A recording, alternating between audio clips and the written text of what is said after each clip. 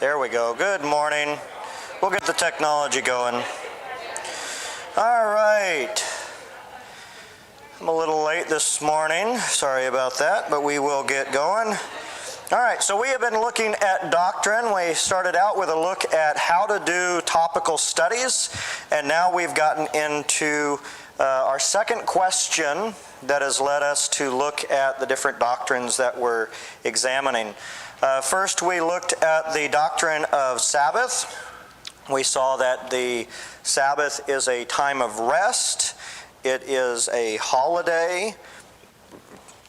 Sometimes and often it is on a Saturday, but that the Sabbath was a covenantal sign between the Jewish people and God, and it's that time of rest. Jesus is our Sabbath. Jesus is our rest. We did not move the Sabbath from Saturday to Sunday. We also looked at the doctrine of tithing. Tithing meaning to give a tenth. That was something that was between Abraham and his descendants. That is not something that was carried over into the New Testament. That was something given from the Jews to the temple worship. So we see that we're called to give generously and abundantly, not a set amount, no requirement to give, but a call to give, an expectation of giving. We also looked at the doctrine of communion, instituted on the Passover before Jesus' death, an image of thanksgiving, of covenant, rich in meaning, and we see that that was all done on a Sunday, that every Sunday the church began to meet and to assemble. They would give of their blessings, they would take of communion, they would assemble, they would worship, and that's where our practice of Sunday worship comes from. The early church, that's what they did. They gathered on Sunday, so we're doing what they're doing. We're now asking our second question, which is on leadership. What is leadership? Biblical leadership is service. Biblical leadership is looking at a responsibility to those who are around them. That they understand that God has given them gifts, God has given them talents, God has given them a responsibility to look after those under their care. We then began to look at the concept of the position of elder within the church. An elder being an older person, an older man who has been given the spiritual responsibility to shepherd the flock, to look over the flock of the people of God, and to oversee what's going on. And that's where we get our three terms: overseer, pastor or shepherd, and then elder or elderly is where that word comes from. So today we'll see how far we get in this study of the requirements or the attributes of an elder. Now, the question was asked when I made the point last week about the fact that leadership is about responsibility. How do you know if you actually have that responsibility? What happens if you think you have that responsibility and you don't? How do you make sure you don't go too far? Well, the qualifications of an elder, I think, really lay out how we bring those things into check. So let's go ahead here and then look at 1 Timothy chapter 3. 1 Timothy chapter 3, we're going to start here in verse 1. The saying is trustworthy: if anyone aspires to the office of an overseer, he desires a noble task. Therefore, an overseer must be above reproach, the husband of one wife, sober-minded, self-controlled, respectable, hospitable, able to teach, not drunkard, not violent, but gentle, not quarrelsome, not a lover of money. He must manage his household well, with dignity, keeping his children in submission. For if someone does not know how to manage his own household, how will he care for the household of God? He must not be a recent convert, or he may be puffed up and conceited and fall into the condemnation of the devil. Therefore, he must be well thought of by outsiders, so that he may not fall into disgrace, into the snare of the devil. So Paul gives to Timothy 12 attributes or 12 requirements of an elder. And of course, one of the first questions that we kind of have to begin to wrestle with and think about is, are these requirements? Is this a list of you have to have these? Or is this more a guideline that is saying, okay, these are the attributes and the qualities that you need to be looking for in these gentlemen? All right, that's the first question. Now, next we go over to Titus. Now, notice I have 4 of those highlighted. Those are specific only to Timothy. Those 4 attributes will not be seen in Titus's requirements. So let's read Titus. Titus chapter 1, starting in verse 5, Paul writes to Titus in Crete, and he says, "This is why I left you in Crete, that you might put what was remaining in order and appoint elders in every town as I directed you. If anyone is above reproach, the husband of one wife, his children are believers, not open to the charge of debauchery or insubordination, for he is an overseer, God's steward. He must be above reproach. He must not be arrogant or quick-tempered or a drunkard or violent, or greedy for gain, but hospitable, a lover of good, self-control, upright, holy, and disciplined. He must have a firm and trustworthy word as taught, so that he may be able to instruct in sound doctrine, also to rebuke those who contradict it. For there are many who are insubordinate, empty talkers, deceivers, especially those of the circumcision party. They must be silenced, since they are upsetting whole families, teaching what is shameful, for shameful gain, what ought not to be taught. One of the Cretans, a prophet of their own, says, Cretans are always lazy, evil beasts, lazy gluttons.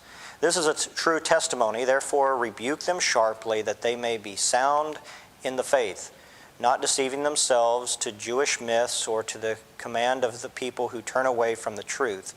To the pure, all things are pure, but to the defiled and the unbelieving, nothing is pure. Both their minds and their consciences are defiled. They are to profess to God, but they deny him by their works. They are detestable, disobedient, unfit for any good work. All right, so those are the instructions that we have for an elder from Paul to Titus. 3 of these are unique to Titus. So that leaves us then with a list of 14 requirements of an elder, 4 of which are unique to Titus, 3 of which are unique to Timothy, to Titus, 4 of which are unique to Timothy. I'm going to get all sorts of confused today, I'm going to tell you. So, when we look at these requirements, when we look at these attributes, what are we looking at here? That's really kind of what we need to figure out. What stands out to you most about this list? What stands out to you most about this list?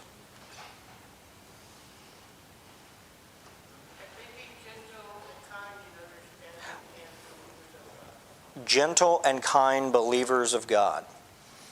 When we think of a leader, that's not often what we think of, is it?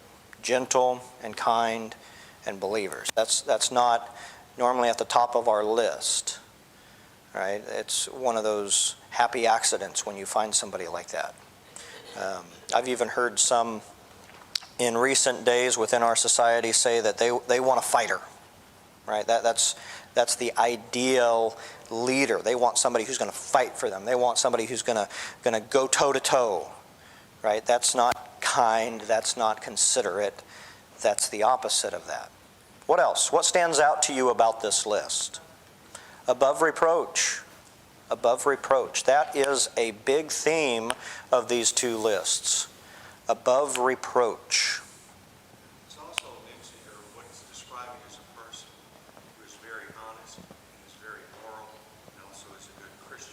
Right. He knows what's expected of him as a Christian.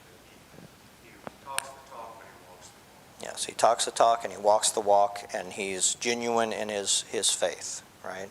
So we are talking about somebody who is genuine in their faith. What else?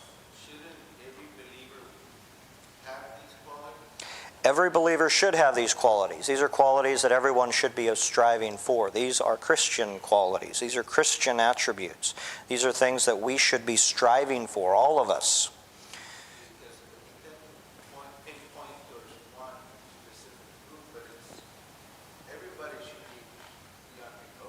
Right.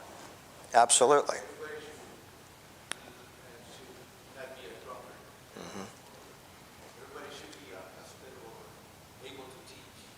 Yeah. It's not something that it's just one particular person, but it's qualities that every believer should have. Right. Everyone should be striving for these. Now, you might look at that list and you might say, oh, I'm falling short on this one or that one, or I don't know that I have achieved that yet, or I've failed at that point. This isn't a list to shame, right? But this is a list to call to, right? Like Mike is saying, all of us should be striving to be this kind of a person. And when we look to our leaders, to those who are going to guide us and show us by their example how we ought to live, we should be looking for such people, right?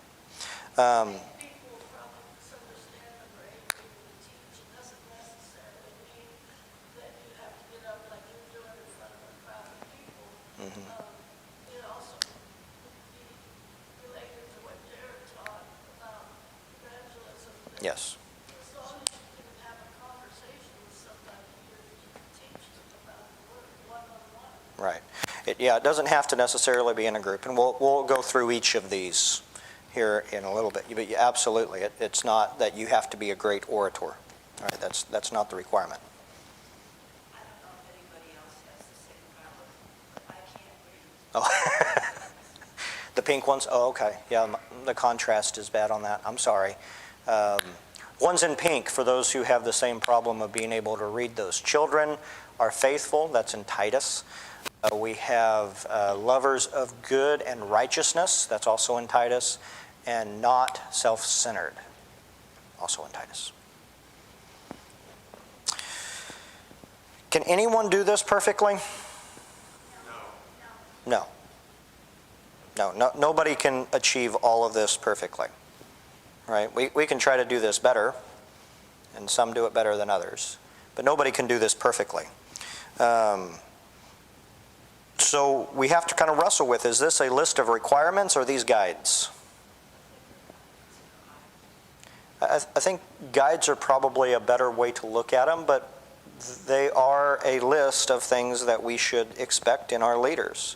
And we can't just sidestep them necessarily because, oh, well, that one doesn't fit my fancy. I think there's a lot of wisdom in this list. I think when we think that we can sidestep one of these attributes, I think we do it to our detriment. I don't think we should play fast and loose with them, right? But I think we do have to be understanding that these are on a continuum, right? How hospitable is hospitable? Right? What is it? It's not just are you hospitable, it's how hospitable are you? Right? If I show up at your house unannounced, are you going to invite me in? Right?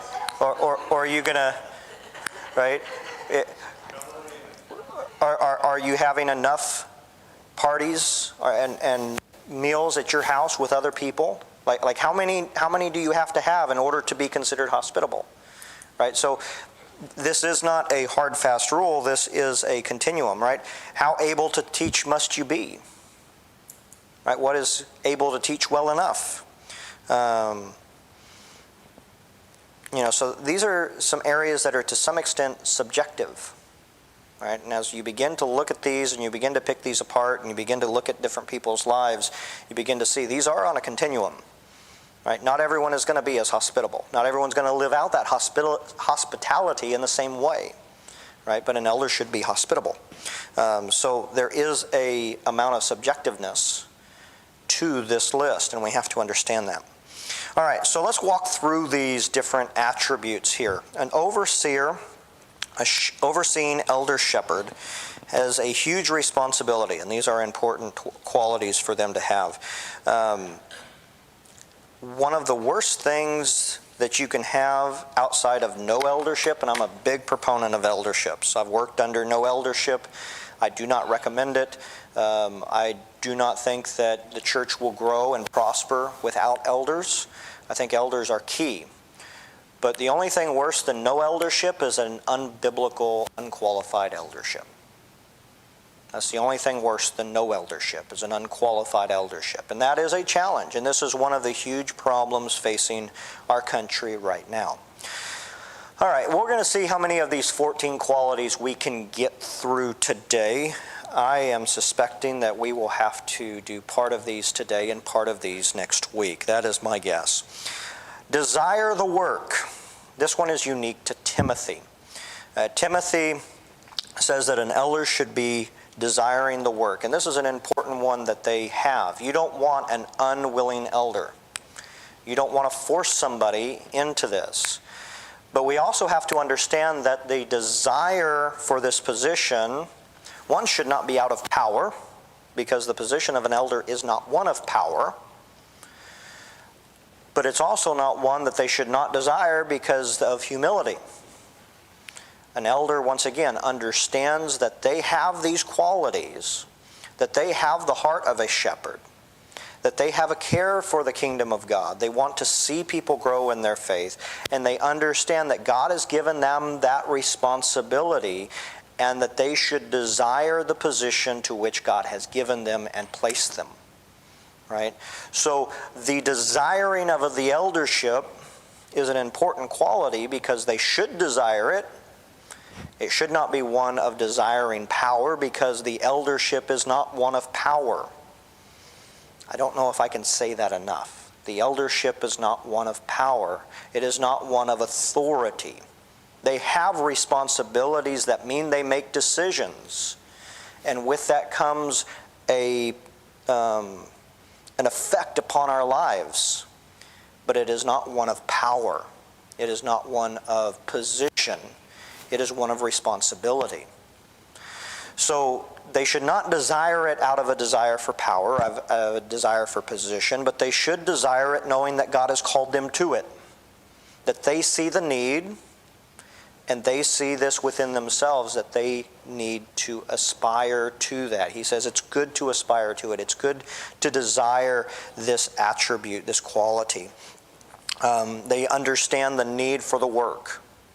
If you do not understand a need for the work, if you do not desire to see this work done, the eldership is not going to be the place for you. Right? And those who are younger, as they begin to understand what this position is and what this work is, they should be desiring this as well. We need men who, when they're in high school, are saying, I'm going to be an elder one day, and that means I need to choose my wife carefully, and I need to raise my family carefully, and I need to live my life in light of the gospel so that I do not disqualify myself from being able to have this role within the church. Right? That should be a desire, and that is a good, godly desire. Not one for power, but one for service. It should be one that we desire. Well thought of by outsiders or above reproach is the next one on my list. I'm not going to go necessarily in order according to this list. I've kind of arranged these in a logical order for me, not necessarily in a biblical order, so that we can kind of talk about these in topics. So in 1 Timothy chapter 3, 2 and verse 7, and then in Titus chapter 1, verse 6, we have, I believe it's 3 words in the Greek that are communicating this idea of above reproach. This idea of above reproach. One of the things you should not do is appoint a man to the position of an elder who, if you meet somebody out in the community who has never been in the church, and you say, oh yeah, he's one of our elders, and they go, that guy? Him? No. You have made a mistake at that point. Their life, their character, and their quality in every aspect of their life should be so unified and so uniform that when you tell them, oh yeah, they're my elder, they're one of the elders at our church, they go, oh, that makes so much sense. They're one of the best Christian examples I know. Right? That is the kind of man you're looking for in this position. Right? You're looking for somebody whose lifestyle is above reproach, where it is authentic, it is unique, it is seeable. Right? In their business, the way they conduct their business, and the way that they conduct their friendships, and the way that they conduct their even in the way that they deal with their enemies, it should be above reproach. Go ahead. Okay. Let's say someone converts, becomes a follower of Christ in their 40s or 50s. Mm-hmm. And you meet someone when they were in their 20s. Of course they're going to say that because he was a certain way in his 20s. Right. And 30s. You know, but now he has repented and he has walked with Christ. Mm-hmm. So his way of life has changed from that. Yeah. No, I agree. And if you ask that person, of course he's going to say, oh, wait, man, he's a drunk and he's this and he's that. Yeah, when you guys were friends in your 20s and 30s. Right. Before Christ. But he's Right. 40 now. Mm-hmm. Or he's got children. His children when they were young, but now he's a Christian, a believer now in his 40s and 50s, and the kid, well, it was a different period. Yeah. You can't, you could, but you have to be wary about those things too, that of course the child is not going to follow Jesus or not a believer because he converted late in life. And he was not the example for him when he was growing up for his children. Right. So these things also have to be taken into consideration because if he does desire this and he really wants this, and there's no reproach at the time, at the moment, that should be also taken into consideration. Yes. Because we'll always have somebody to say, Yeah. Back in the day, back in high school, yeah. Yeah. And there is a before Christ, after Christ element to this, right? How is your life changed? How is your life different than it was before Christ? Right? We're not saying that you have to have lived a perfect, almost Christ-like life. Right? Once again, this is on a continuum. Right? How perfect, how above reproach do you need to be? Right? You shouldn't have any warrants out for your arrest for impropriety in the way that you've conducted your business and stealing and hooliganry, right? That should not be the quality of who you are. And if you did do those things as a Christian, one of the first things that you're doing is not ascribing to the position of an elder, but you're ascribing to the position of a learner, right? One of the things that we'll see later on is he says, not a new convert, right? We're not looking at a baby Christian who happens to be older and be a CEO of a company. And we'll go, oh, well, there's a leader. We should put him in. No, he's a baby. He needs to grow. He needs to learn. He needs to clean his house. He needs to get everything in order first before he then ascribes to that position. And we'll talk about that a little bit more. But yeah, we're looking at, since becoming a Christian, what are people's thoughts in the community? What are the people's thoughts and interactions with that person in person within the congregation, right? What is his character? And I think a lot of these go back to this aspect of what does it look like to be a man of character, to be a man above reproach. So that brings us to the next one, level-headed. Level-headed. Paul, in both Timothy and Titus, use this word sober-minded. This is addressing the aspect or the concept of being one who is clear-headed, who is not intoxicated, who is able to think clearly, not impaired. Now, the imagery that's being called to is that of a drunk, but that's not what's specifically being talked about here. That's the concept of the word, but not the attribute that's being discussed. Right? So we're looking for somebody in the three words that are used to describe this. He's calling us to to somebody who is self-controlled in themselves, who is in control of the way that they think and the way that they act. They're moderate, they're measured in their reactions. You don't want somebody who's flying off the handle. You want somebody who is level-headed, somebody who is calm and chosen in their actions, right? You can get drunk with power. Right, you can get drunk with power, you can... So your emotions are, what can I get out of this, and how can I squash somebody else because I'm in a position that has some sort of power. Right, exactly. So the words that are being used here are communicating this idea of, are you in control of yourself? Are you self-controlled? Are you somebody who is aware of themselves? Now, that doesn't mean that they don't at times lose their cool, that they don't at times say things wrong, but that they're aware of when they overstep themselves. Are they going to come back and say, okay, I didn't do that right? Right? Because we're not looking for perfection. We're looking for an attribute and a quality in a person. Right? So are they level-headed? Are they aware of themselves? Are they in control of themselves? We want somebody who is not clouded in their judgment. Right? Somebody who is clear-headed and a character of being a true leader is one who's able to control themselves, who is dialed in, right? Very similarly, we have both Titus and Timothy talk then about being a drunkard, right? This is not just that they abstain from all sorts of alcohol, right? This is saying that they are not somebody who loses themselves in a substance, right? They're not somebody who loses themselves in a substance. The Greek word is communicating fall over drunk.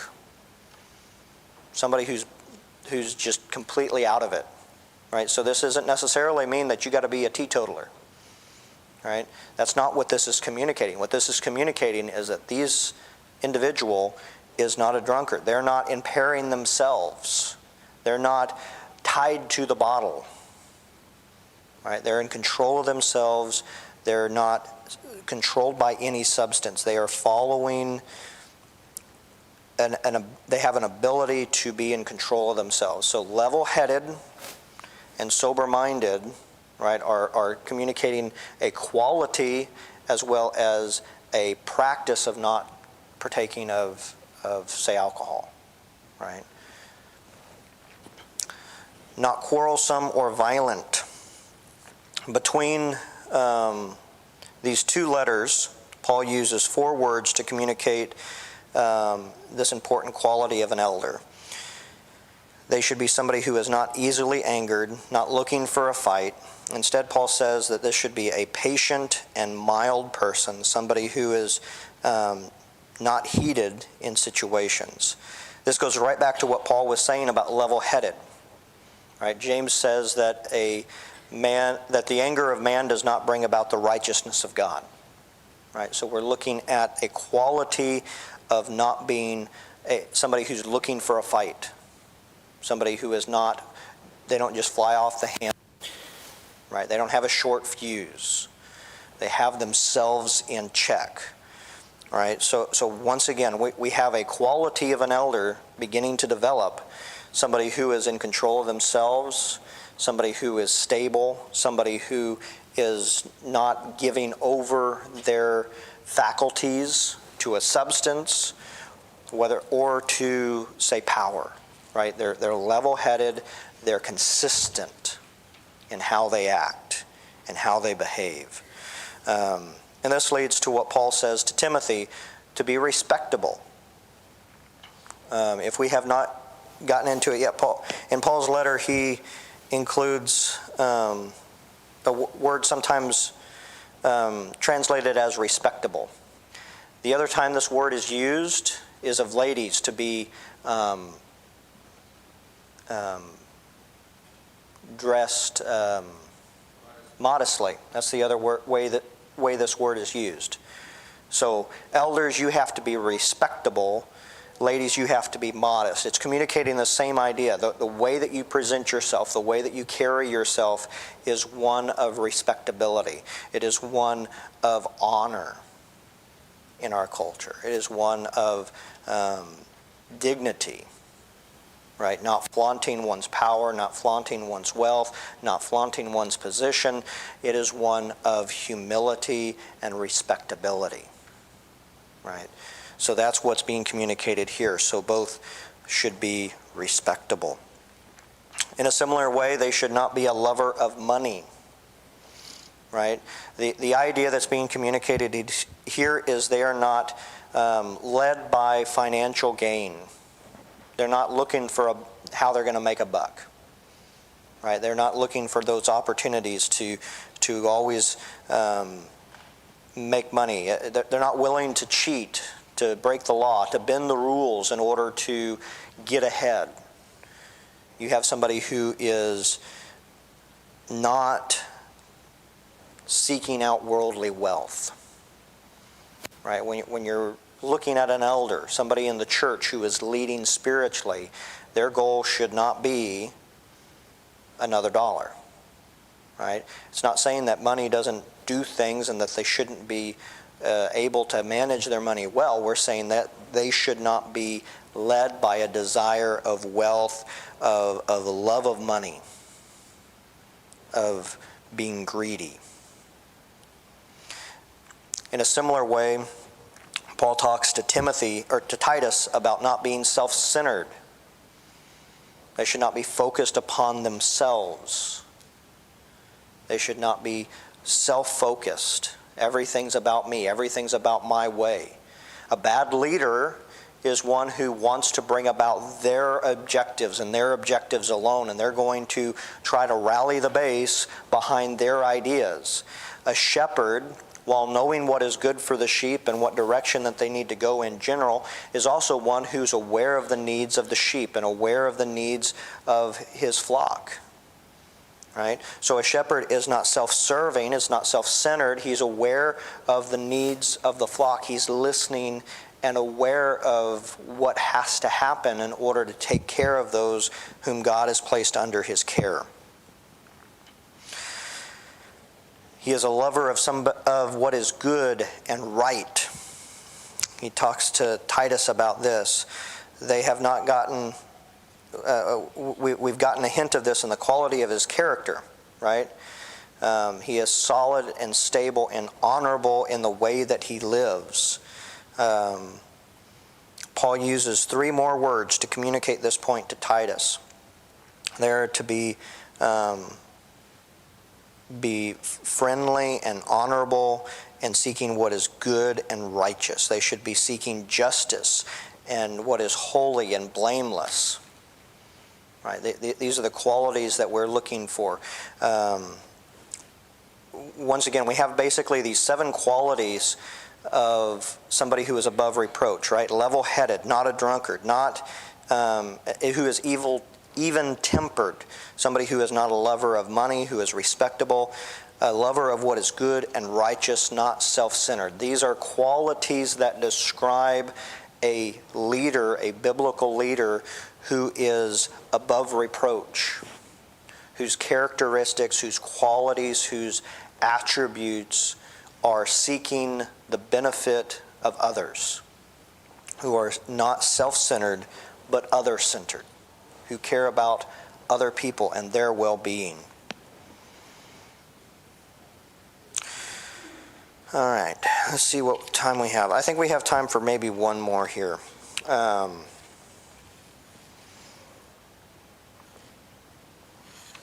Yeah. Hospitable. Who knows what hospitable means? I mentioned this one at the very beginning. What is hospitable? Welcoming. Welcoming of who? Everyone. Everyone. Everyone. The word here is a lover of the stranger. Is probably the most literal translation here. The lover of the stranger. The opposite of this would be somebody who is scared of the stranger. Somebody who is scared and against the foreigner. Right? So hospitable, we often think of hospitality as, can they throw a dinner party? Right? We often think of, can they keep a good home? Can they make a good steak? Or can they make a good pot roast? Right? Those are the qualities we often think about when it comes to hospitality. Right? Are the tea cups and the tea towels positioned right? And are the tables set properly? And do they remember all the elements that go into a good meal? That's not what's being described here. What's being described here is one who loves and cares for and is open to the needs of the foreigner, the one who is an outsider, not one who is scared of and afraid of and always protective of and afraid of the one who is unknown. And we see this as being a very important attribute within the church, because they should be the one who is going out and looking to and greeting somebody who is new to the community. Right? They should be somebody who is looking out for the well-being of those who are passing through and are in need. Right? That is the heart cry of an elder. Right? Somebody who is hospitable. Right? Somebody who is caring for and making feel welcomed. Right? So the question is not, Arnold, how many times have you had church members over to your house this week? Right? That's not the question. It's not, have you had enough dinner parties over at your house in the last month? That's not the question. It's not even, Bobby, how many people have you had sleep at your house over the last year? Right? That's not the question that's being raised. The question that's being raised is, are you looking for the person who does not fit in, who does not belong? Are you going to them? Are you seeking out the one who is on the outside, and are you going to bring them into the fold? Are you going to look after their needs? That also means that when you friendly greet the newcomer and you begin to get those warning flags that this is not a sheep, but this is a wolf, that you're then there to be that protection. Right? So both attributes are held within this, that the first sign of a visitor, of a greeter, of somebody who is new to the community is one of welcoming, one of going to. And then when those warning signs begin to go off, that's when the precautionary things go up. I think a lot of churches struggle with this in our modern society because we've had so many tragedies of an outsider coming in, or somebody who's on the outskirts of a community. The gunman that did the shooting in the Church of Christ in the Dallas area was somebody that they were aware of, somebody who was kind of on the outskirts. It was not just a complete outsider, but it's not a member of the congregation, right? But who was the first ones there? One of the deacons, right? You're welcoming first, right? I've seen church safety committees who they just walk around with this stink eye of, Alyssa even mentioned it when we were in Loveland, right? She'd get up and take the babies to the nursery, and she felt like she was getting the stink eye, taking the babies back to the nursery. And it's like, she's the preacher's wife. She just had twins. Yes, she's going, why are you giving her the stink eye? As if she's doing something weird in the middle of church, right? I would much rather us be a community that suffers loss because we are too welcoming than that we not suffer any loss physically, but we suffer numerically and spiritually because we are suspicious of the outsider. Because we first start with the look of, you look suspicious, instead of, who are you and how are you doing, and we're so glad you're here. That should be the first response we always have, no matter what they look like. No matter what they look like. And I have had people come in who have looked awful suspicious. We've had people come in here who've looked a little suspicious, who have acted a little bit strange. Our first reaction should always be kindness and the love of Christ. The person who was a little suspicious, no, that person I don't think has been back. But they also walked in during service, walked through, and then walked back out. So, But we should be a people who are welcoming, a people who are kind and receptive, right? And I know that's a challenge, and I know that not everyone necessarily feels that way, right? Security is important, right? And I'm not saying that we are to be naive, right? But our first response should be welcoming to the outsider, not suspicion. Right. You don't shake their hand and then turn them around and pat them down. That's not what we're called to. Right. Because my son's been on 2 church security details. Yep. And one of them, he would spend a whole month outside, not even getting to come inside for service. Yep. And carrying a gun. Mm-hmm. But he carries a gun anywhere. Yeah. But it can be taken to the extreme to where, okay, somebody's driving down the street, they're looking for a church, and they see somebody out there walking around with a gun. What are they Yeah. gonna do? Giving everybody the stink eye as they walk by. Don't you dare stop here, right? That's not the posture of a Christian, right? Fortunately, he's at his new church. Yeah, he's on the security detail, but it's nowhere near like the other churches. Yeah. He's up front welcoming people. Yeah. If there's a problem, you'll know it, right? And you need to be at the front line greeting people in order to respond to those oddities, right? And you kill them with kindness before you even attempt to send them away in a huff. A lot of times, if you feel the kindness, they don't want to go away. That's right. Absolutely. You leave them with a good taste in their mouth, and they kind of get curious from there. Absolutely. Absolutely. So hospitable is another attribute that is important that we as a community have, but especially our elders have, right? So that they can be there. Because I know there's some people at the church that believe that an elder should have you in their home. Every elder should, Mm-hmm. have entertain you in their home. And that's not, I've never seen it that way. I No. see it that to be upfront at church and clarify that. Yeah. And I think that that is a good practice to have if that is who the person is, right, and where the person is at. Having each other in our homes is a quality we should all have, right? Not everyone can do that. It's not where everyone's at, right? I'd love to have more people into my home. The problem is that you're gonna trip and fall on toys. That's just the stage of life we're in at the moment, right? Yeah, well, and you'll trip and fall on dogs at my house too. But it should be one of love and of care and of concern, and that should translate into how you then welcome the visitor into your home overnight, how you greet people when you have a meal, how you greet people when they come in the doors of a congregation.